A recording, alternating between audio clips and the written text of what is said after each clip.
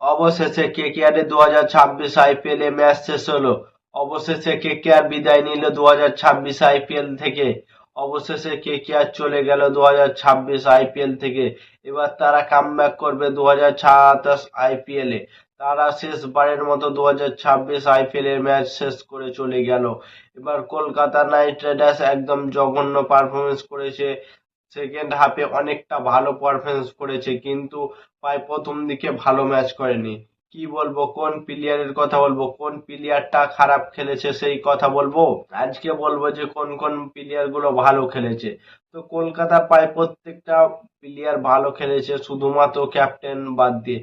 Captain প্রথমে মুম্বাইয়ের বিরুদ্ধে যে ম্যাচটি হয়েছিল সেই ম্যাচেও একটা 66 রানের ইনিংস খেলেছিল। আজকের ম্যাচেও একটা 64 রানের ইনিংস খেলে। একদম সে 1 নাম্বার ম্যাচ এবং 14 নাম্বার ম্যাচ এই দুটোতে আজিমকে রাহানে ভালো পারফরমেন্স করে। বাদ বাকি মিডিলে কোনো 50 নেই, কোনো পারফরমেন্স নেই, কিচ্ছু নেই। আজিমকে রাহানে একটা ম্যাচও খেলতে পারেনি এবং ক্যাপ্টেন্সিও ঠিকঠাক ভাবে খেলতে পারেনি।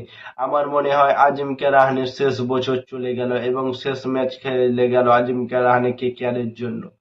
তো কেকেআরের প্রত্যেক আর ফিন অ্যালেন ভালো খেলেছে, রঘুবংশী খেলেছে, এদেরকে ব্যাক করবে কলকাতা নাইট রাইডার্স। এবং মানিশ পান্ডে আছে, মানিশ পান্ডে দুটো ম্যাচে চান্স পেয়েছিল। আজকের ম্যাচে 16 বলে 25-26 রানের একটা ইনিংস খেলে, আগের দিন খেলেছিল একটা 46 রানিং ইনিংস খেলেছিল। এবং আর একটা প্লেয়ারকে আমার মনে হয়, আমার ব্যক্তিগতভাবে ব্যাক করা উচিত ক্যামরন গ্রিনকে। ক্যামরন গ্রিন অস্ট্রেলিয়ার জন্য যতটা না করে তার থেকে বেশি কেকেআরের জন্য করে দিচ্ছে আমার মনে হয়। কারণ সে বল হাতে, ব্যাট হাতে, ফিল্ডিং হাতে একবারে পুরোপুরি 100% ইফেক্ট দিচ্ছে কলকাতা নাইট রাইডার্সের জন্য। এবং আর একটা প্লেয়ার রিঙ্কু সিং, অনুকূল রায়, এরা খুব সুন্দর করেছে। আর একটা প্লেয়ারকে সব সময় ব্যাক করা উচিত হচ্ছে রোম্যান পাওয়ার। রোম্যান পাওয়ার ঠিকঠাক ভাবে ইফেক্টিভ না হলেও রোম্যান পাওয়ার যেদিনই ব্যাট হাতে নেমেছে সে 20 থেকে 30 রান করে গেছে প্রত্যেকটা ম্যাচে। আজকের ম্যাচে 29 রান করছে। সে যেদিনই চান্স পেয়েছে 20 থেকে 30 রান করে গেছে প্রত্যেকটা ম্যাচে। এবং সে বড় ইনিংস খেলতে পারেনি, এটা একটা দুর্ভাগ্য তার, কিন্তু সে প্রত্যেকটা ম্যাচে 20-30 রানের ইনিংস খেলে গেছে এবং খুব সুন্দর ফিল্ডিং ইফেক্ট দেখিয়ে গেছে এবং 100% তার দিয়েছে। সৌরভ দুবে একটা প্লেয়ার হচ্ছে, সৌরভ দুবেকে চান্স দেওয়া দরকার। এবং কলকাতা নাইট রাইডার্সের বোলিং ইউনিট একটু কমজোর ছিল।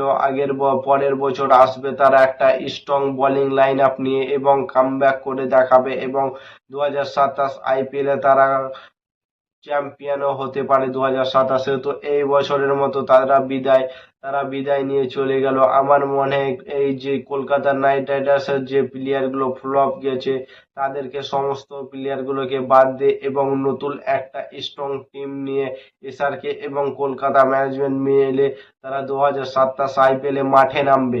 তো তোমাদের মতামত কমেন্ট করে জানাও। আর কলকাতার জন্য এত দূরই থাকলো এবং কলকাতার ফ্যান্সরা তোমাদের জন্য টাটা বাই। এবং নতুন কোনো আইপিএল ভিডিও দেখতে হলে এবং ক্রিকেটের প্রত্যেকটা নিউজের ভিডিও পাবে এই চ্যানেলে। তো চ্যানেলটাকে সাবস্ক্রাইব এবং ফলো করে দাও। ততক্ষণের জন্য টাটা বাই, জয় হিন্দ।